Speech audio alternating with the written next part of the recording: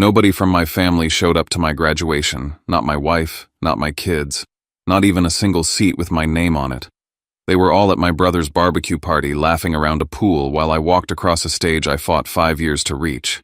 And the moment I stepped off my phone buzzed with a message that froze my blood. We need to talk. Urgently. Then I saw it 45 missed calls from my wife. 45. If you've ever felt the moment your greatest victory twisted into your worst fear, you'll understand exactly where I was standing. My name is Kai Mercer, and this is the hardest story I've ever told. Before I share it with you, I want to know you're here with me. Just drop a hi, or tell me where you're watching from. I love seeing how far my story reaches. Sometimes knowing someone is listening makes all the difference. Thank you. And now, let me tell you everything. And if my story resonates with you even a little, consider subscribing. It helps more than you think, and it reminds me I'm not sharing these moments alone. I walked off that stage with my diploma in my hand, and a hollow pit in my chest because every seat reserved for my family, my wife, my kids, my parents sat empty under the bright auditorium lights. People around me were crying, hugging passing flowers down long rows of proud relatives. I just stood there alone, trying to swallow the sting while pretending it didn't matter. 5 years of late-night classes, early morning shifts, and weekends sacrificed had brought me to this moment. And somehow, I was the only one who showed up for it. I'm Kai Mercer, 30 years old, living in Denver, Colorado. For half a decade, I'd been splitting myself into pieces, 10 hours a day at Evergreen Capital, 3 hours of night classes at the University of Colorado, Denver, and whatever scraps of time remained for my wife, Sienna, and our 2 kids. Jackson, 8, loud, competitive, always trying to one-up his cousins. Luna, 6, soft-spoken and glued to my side whenever I managed to make it home before her bedtime. I loved them more than anything, but over the years a strange distance had built between us, like they were drifting on a current I kept trying and failing to swim against. My parents, Mark and Evelyn, lived down in Santa Fe. They were the kind of parents who cheered loudest for my older brother, Rowan, and somehow never noticed when I needed them. Rowan had been the golden child since birth. He scored touchdowns. They traveled across states to watch. I won academic awards. They mailed me a congratulatory card. As adults, nothing changed. Rowan bought a new house. They spent 2 weeks helping him renovate. I asked if they could babysit during my final exams. They said they were exhausted from driving and promised to help next time. There never was a next time.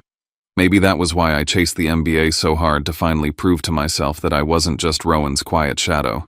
Becoming senior portfolio manager meant stability, a future, a chance for my family to breathe easier.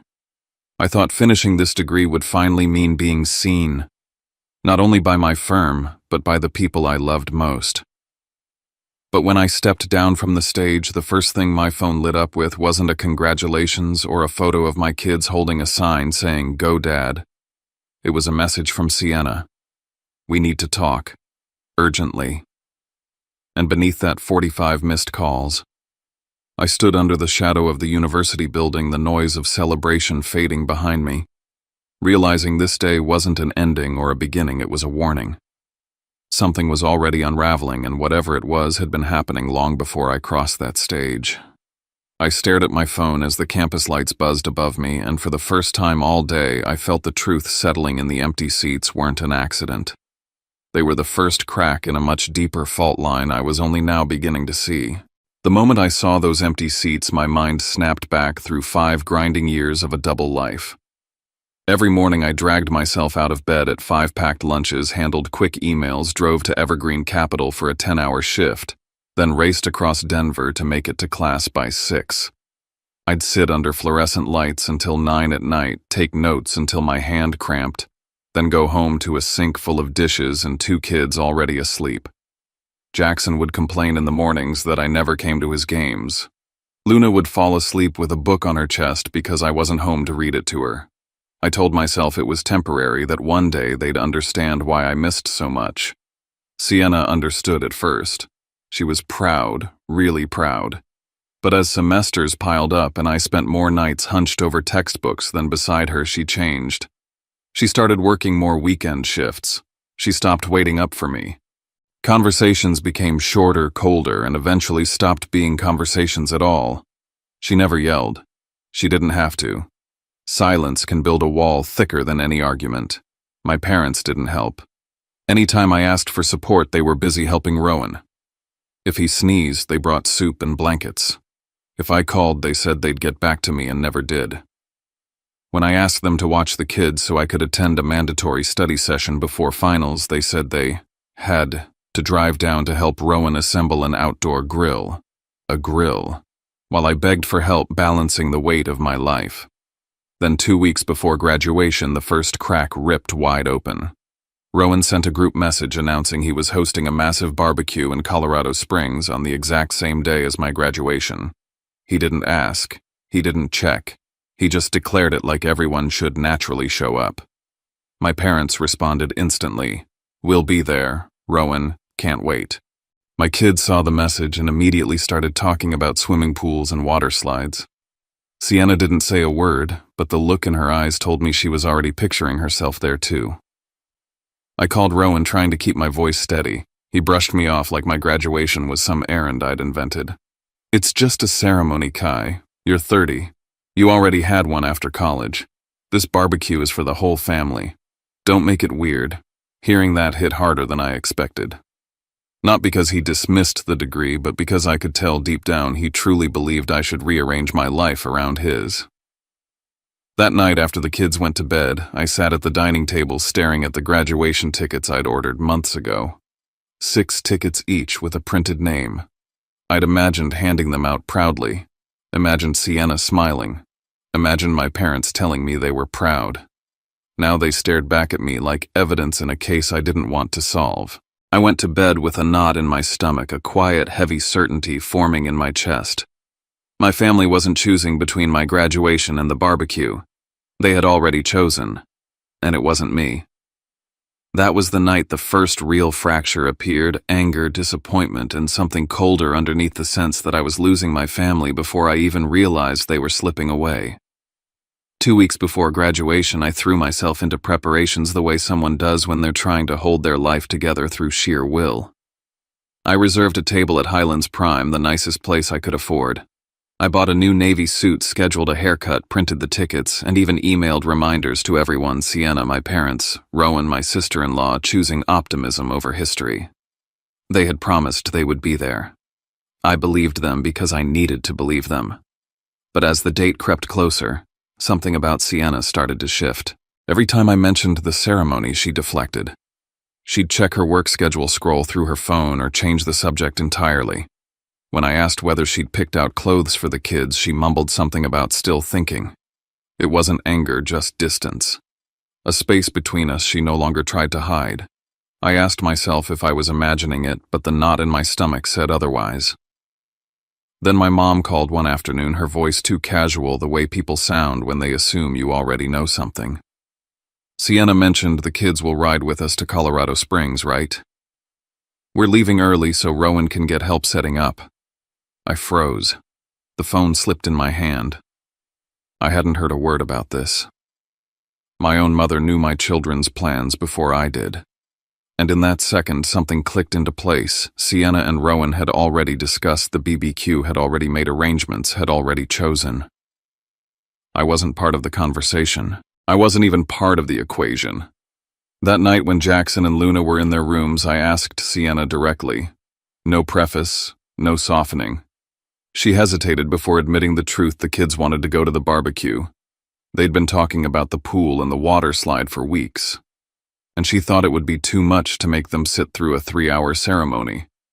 "It'll overwhelm them," she said, like she was doing them a favor. A different version of me might have stayed calm. But the words punched something open in me I'd been holding shut for too long. I told her this wasn't about a ceremony. It was about me finally reaching something I had fought for every single day. She said I was being selfish, that I cared more about being applauded than about our children's happiness. Somehow I ended up defending myself in my own house, explaining why my one moment of pride should matter too. Jackson overheard and came downstairs. "Dad, the BBQ will be way more fun. Why can't we go?" Luna cried because she thought I was trying to keep her from seeing her cousins. They weren't being cruel, they were being children, but the pain was no less sharp. I realized then that somewhere along the way I had lost any influence over my own family. Whatever I had tried to build over 5 years of sacrifice had slipped through my fingers. That night, I lay awake staring at the dark ceiling, listening to the quiet hum of the house. The same house I worked to pay for. The same house I barely slept in because of late-night classes. I wondered if maybe I had given so much to my future that I had accidentally emptied my present. Or maybe they simply hadn't noticed how much I was trying. Either way, I went to sleep knowing something fundamental had shifted, and it wasn't shifting back. The morning of my graduation felt nothing like the day I'd imagined. Instead of excitement, the house carried a cold, hurried tension. I woke early, dressed in my suit, and tried to steady myself. But in the kitchen, Sienna was packing sunscreen and towels, tossing snacks into a cooler while barely glancing in my direction. Jackson zipped up a bag stuffed with swim trunks. Luna was already in her glittery flip-flops. No one asked what time my ceremony started. No one asked if I was nervous or excited. It was like my big day didn't exist at all. Then my phone buzzed a message from Rowan. "We're close. Be ready." It wasn't for me, it was for them. A moment later, Sienna said she'd try to meet me at the ceremony afterward if things went smoothly. I heard something inside myself go quiet. A silence I couldn't fill, a space I couldn't cross. I kissed the kids' heads, but they were already reaching for the door. "Sienna," I said, blocking her path for a second. "Are you still coming? Are you keeping your promise?" She sighed as if I was asking too much. She said I should understand that children need joy, not long speeches. She said a father should know that. And in that brief exchange, I realized I would be walking into that auditorium alone. When they left, I noticed a piece of paper on the counter, Sienna's handwriting. Took the kids early to help Rowan set up. "Good luck. We'll try to be there. No apology, no congratulations. Not even my name. Just a note you'd leave for a delivery driver." I drove to campus alone, watching families pile into SUVs with balloons and flowers, while I stared at the empty passenger seat beside me. The city felt surreal, like I had stepped outside my own life and was watching someone else's unfold.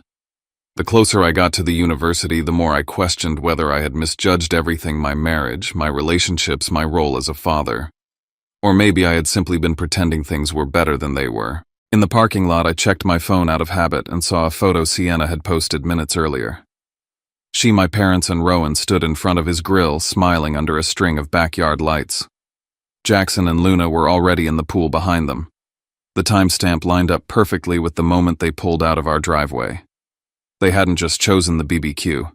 They had never intended to come at all. My hands shook around my phone. Not with rage, not even with sadness. With something deeper, heavier, the realization that maybe I had been alone long before today.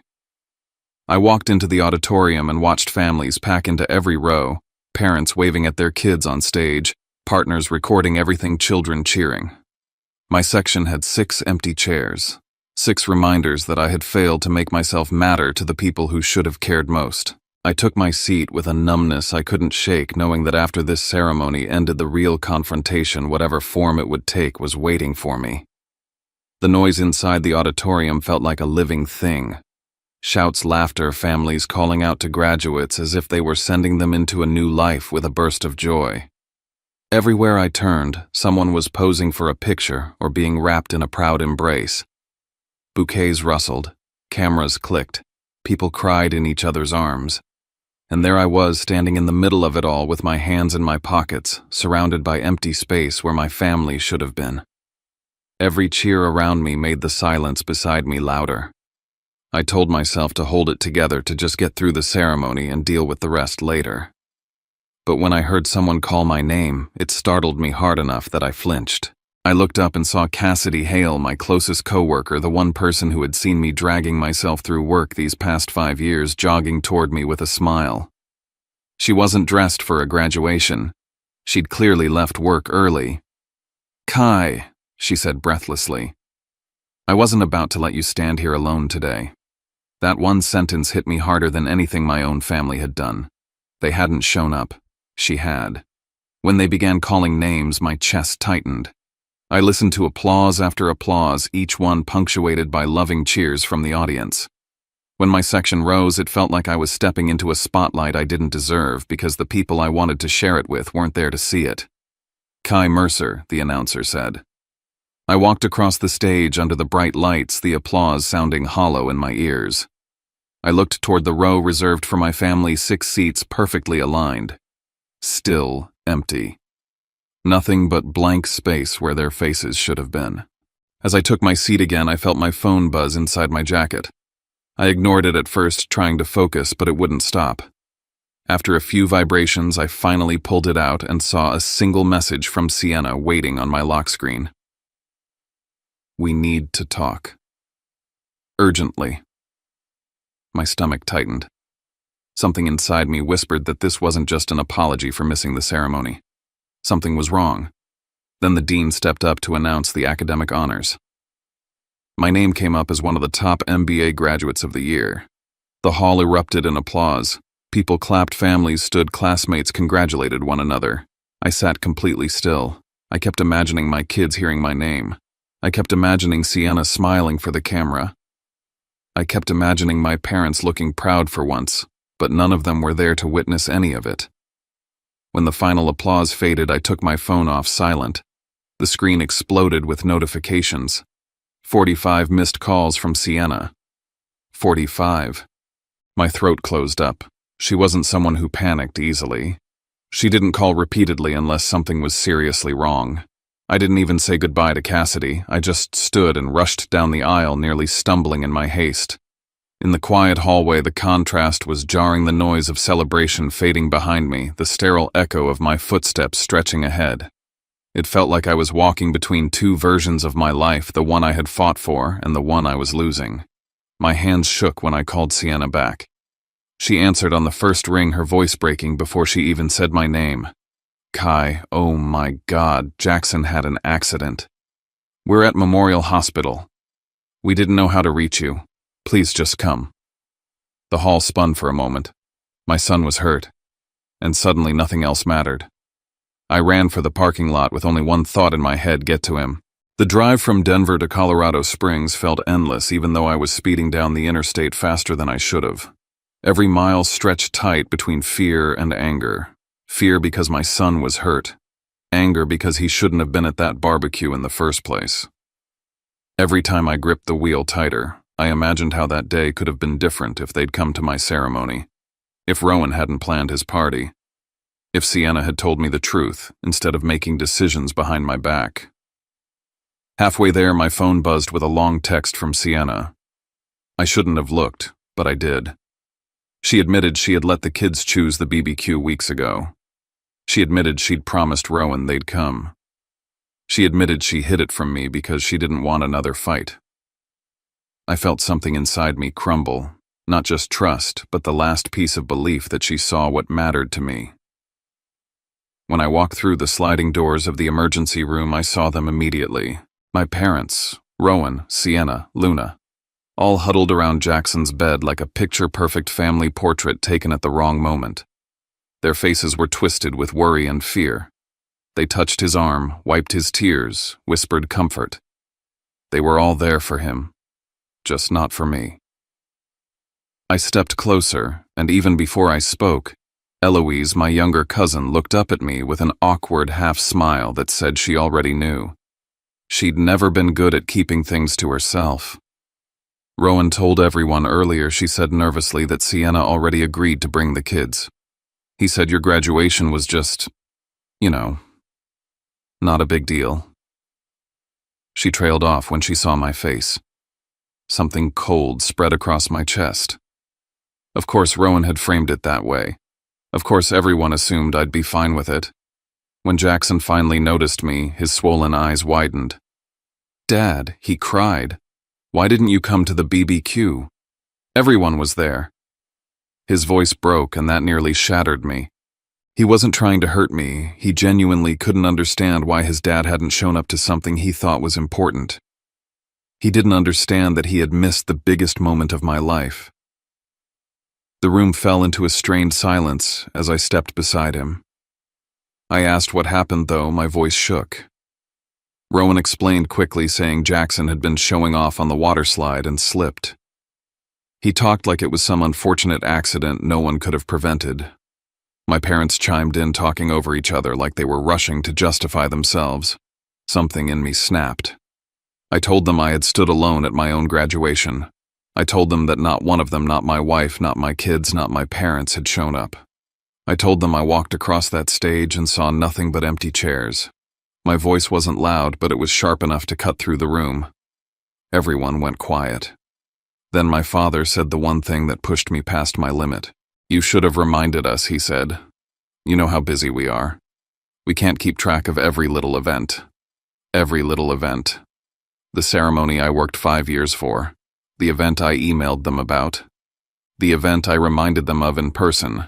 The event I built my entire life around." I didn't yell. I didn't argue. I just stepped back, suddenly exhausted to the bone. I told Sienna I needed air, and before anyone could say anything else, I walked out of the hospital. For the first time in my life, I wasn't sure if I was walking away from an argument or walking away from a version of my family I couldn't carry anymore. Outside, the night air hit me hard, and I finally understood that the real confrontation wasn't happening in that hospital room. It was coming next, and nothing about my life would be the same afterward. I drove back to Denver that night with the road stretching endlessly in front of me, the dashboard lights blurring each time my eyes stung. The interstate was nearly empty, but my head felt crowded with everything I'd tried to ignore for years. I kept seeing Jackson crying in that hospital bed, kept seeing those empty seats in the auditorium, kept hearing my father's voice telling me my graduation was just another event.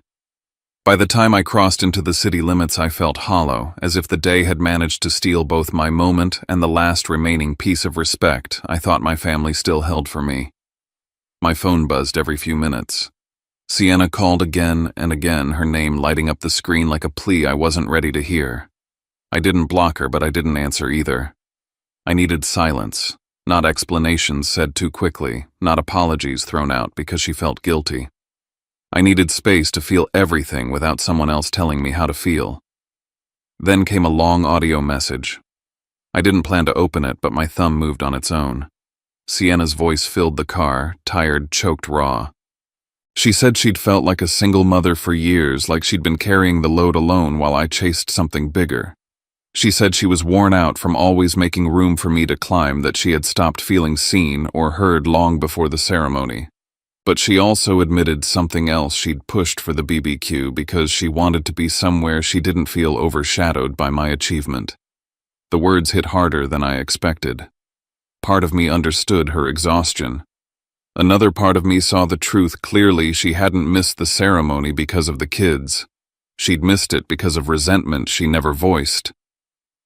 When I finally stepped into the house, the silence felt unrecognizable. Toys were scattered on the rug, the remote on the couch, a half-opened puzzle on the dining table, but no laughter, no footsteps, no voices calling my name. They were all still in Colorado Springs, and for the first time, the house felt like someone else's home, not mine.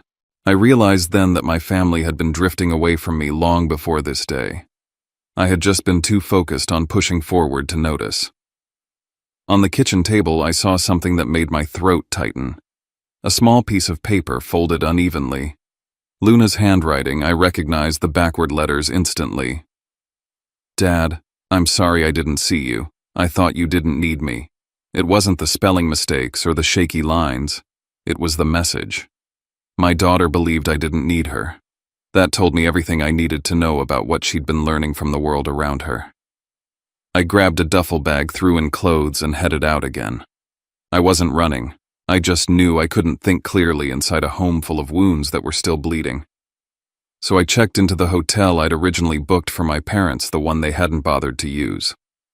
The irony wasn't lost on me. Just when I was locking the door behind me, my phone rang again, this time from my boss.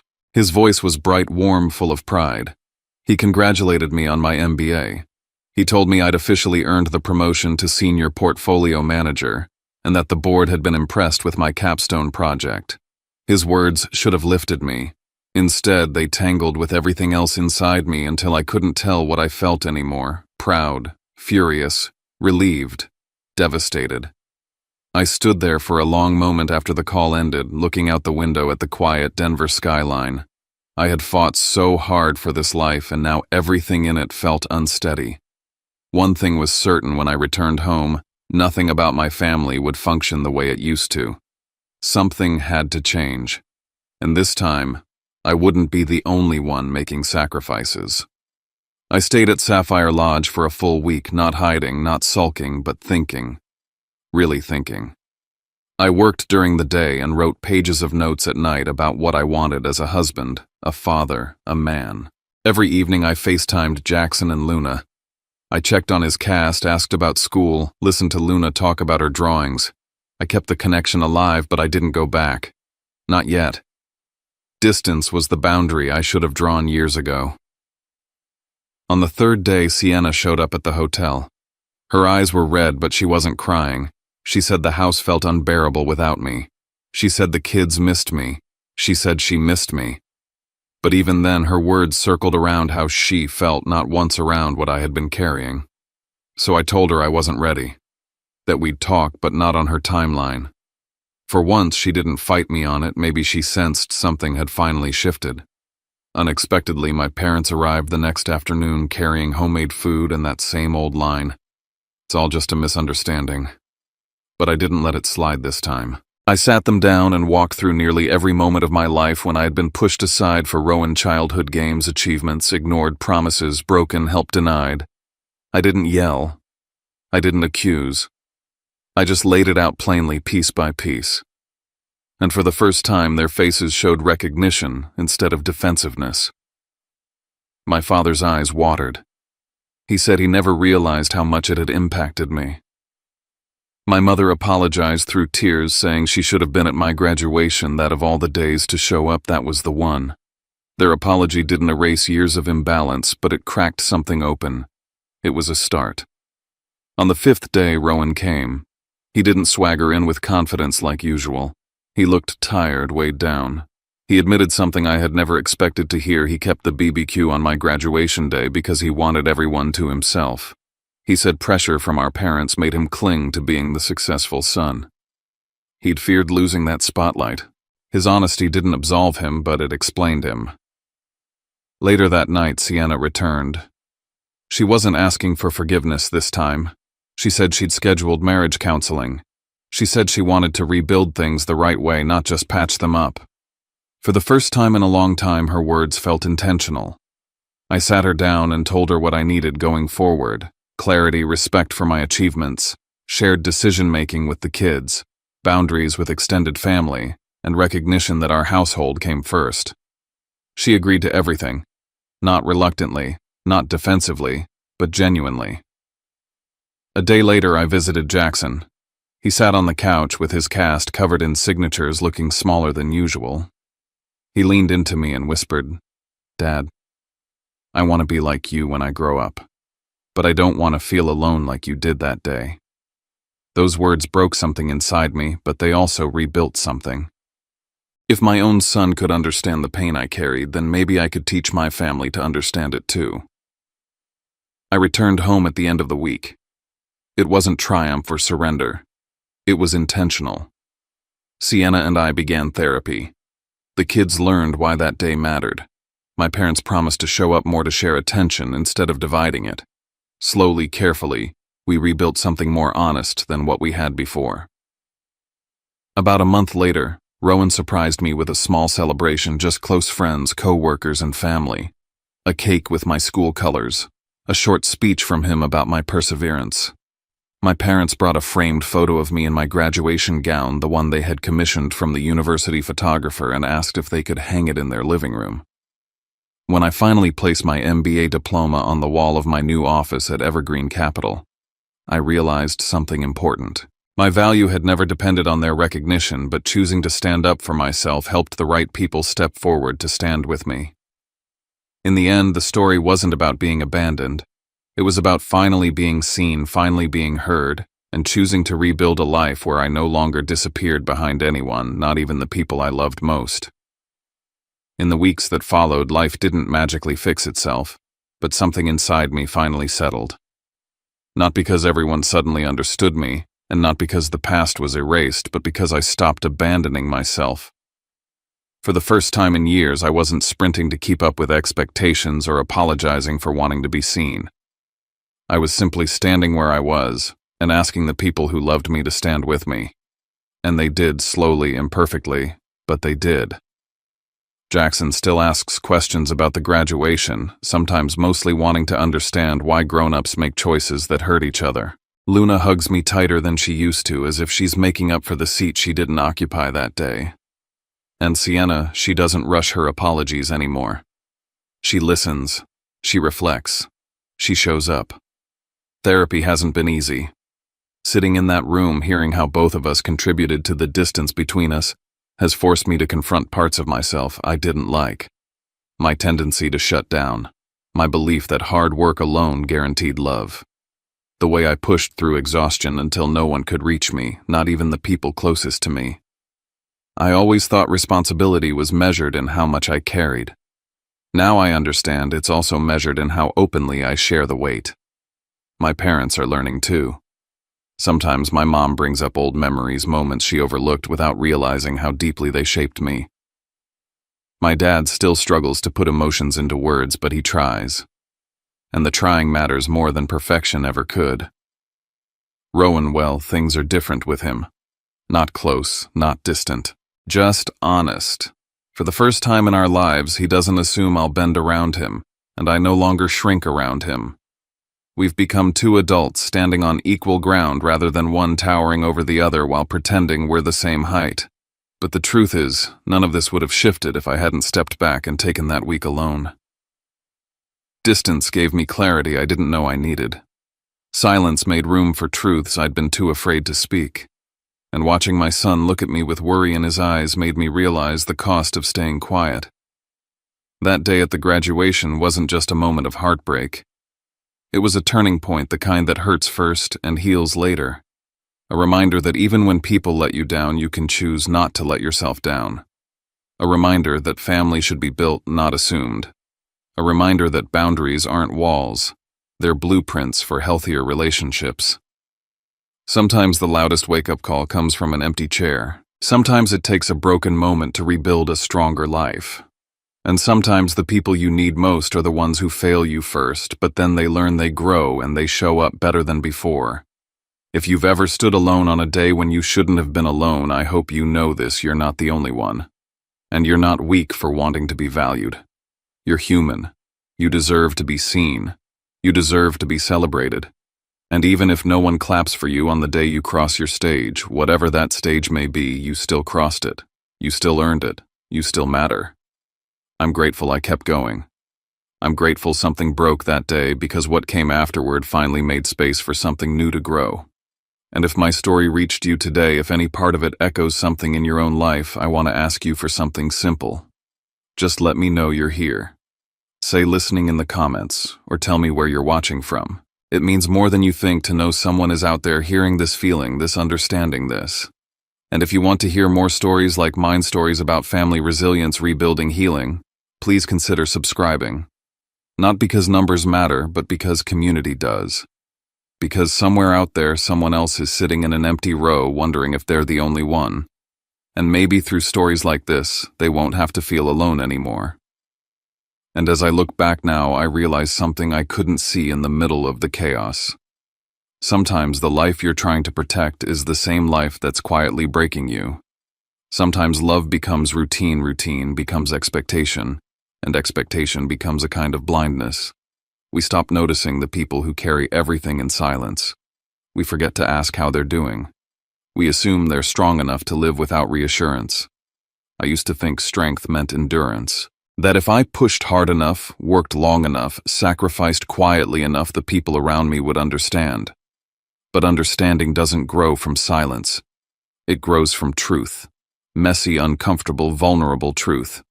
And that's what I'm learning to give now. I'm learning to say, I need you here. I'm learning to say, that hurt me. I'm learning to believe my worth isn't measured by how much I can handle alone. Healing isn't linear. Some days the memory of that empty row still stings. Some nights I wonder if things would have been different had I spoken up sooner. But then I see my son trying to be gentler. I see my daughter watching me with new respect. I see my wife reaching for me instead of pulling away. And I see myself finally choosing not to disappear inside my own life. Maybe that's the real graduation. Not the diploma, not the applause, but the moment you step out of who you used to be and walk toward who you're meant to become. And if my journey says anything, let it say this: it's never too late to reclaim your voice. It's never too late to ask for more. It's never too late to rewrite the story you're living in. If you've made it this far with me, thank you. Your presence matters. Your listening matters. And wherever you are right now, whatever weight you're carrying, I hope you know you deserve a life that values you just as fiercely as you value everyone else.